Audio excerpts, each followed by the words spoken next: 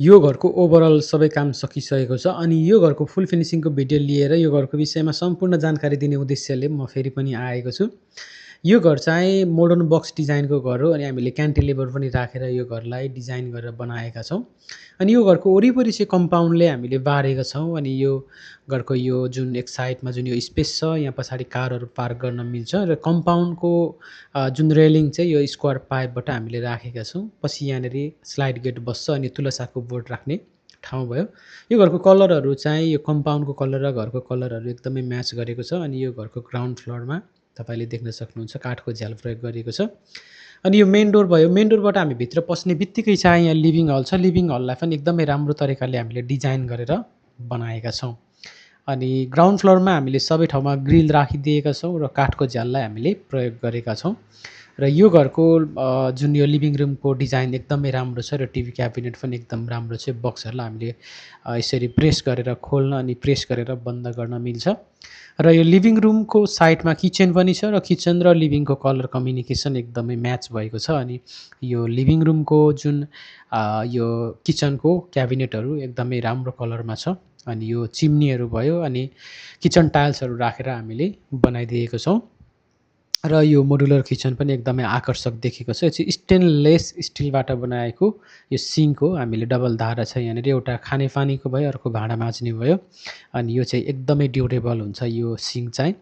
अनि यो किचनको पछाडिपट्टिबाट एउटा एक्जिट डोर छ, यहाँबाट हामी बाहिर पनि निस्किन सकिन्छ। र किचन र लिभिङको बिचमा जुन राउन्डिङ डोरबाट हामी सट्ट निस्किने बित्तिकै लिभिङ रुमको सिलिङको डिजाइन चाहिँ एकदमै आकर्षक छ है, एकदमै राम्रो देखिएको छ। र लिभिङ रुमबाट सट्ट हामी पछाडि पस्दाखेरि चाहिँ हामीले यहाँ एउटा स्पेस देखिन्छ। यहाँ 2x4 को टाइल्स हामीले प्रयोग गरिएको छ र सिडीमा चाहिँ ब्ल्याक एन्ड व्हाइट एकदमै राम्रो खुलाएको छ र स्टिलको रेलिङ हामीले लगाएको छौँ।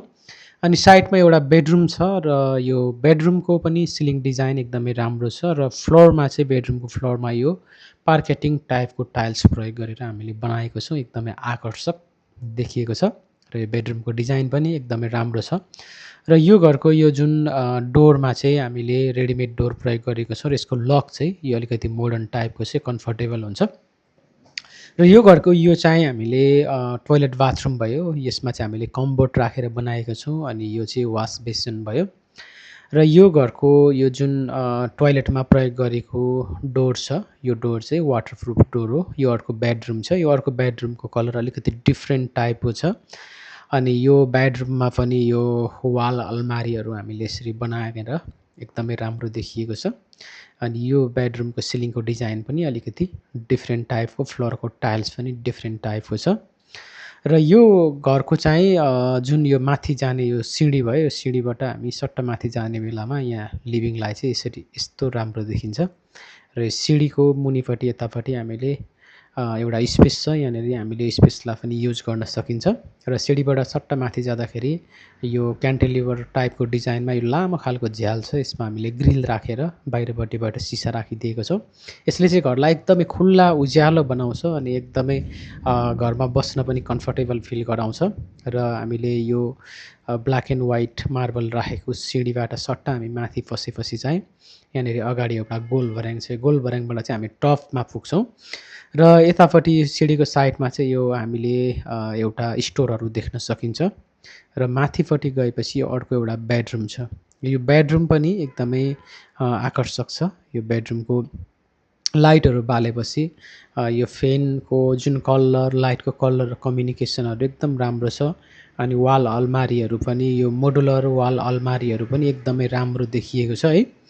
अनि यो अगाडिपट्टि जुन एक साइडमा चाहिँ बरन्डा छ। यो बरन्डापट्टिको जुन झ्यालमा हामीले यो एल्युमिनियमको झ्याल प्रयोग गरेर बनाएका छौँ। यो बरन्डापट्टि सट्ट हामी निस्केपछि यसरी हामीले बाहिरको भ्यूहरू हेर्न मिल्छ र बाहिरको हावाहरू खान मिल्छ। यहाँ चाहिँ एकदमै चिसो हावा आउँछ है। अनि यो टक्क यो बेडरुममा चाहिँ सट्ट हामी भित्र पसिसकेपछि चाहिँ यो बेडरुमको कलरहरू होइन एकदमै राम्रो छ। अनि यो बेडरुमबाट हामी निस्केपछि फेरि हामीले यतापट्टि चाहिँ अर्को बेडरुम छ।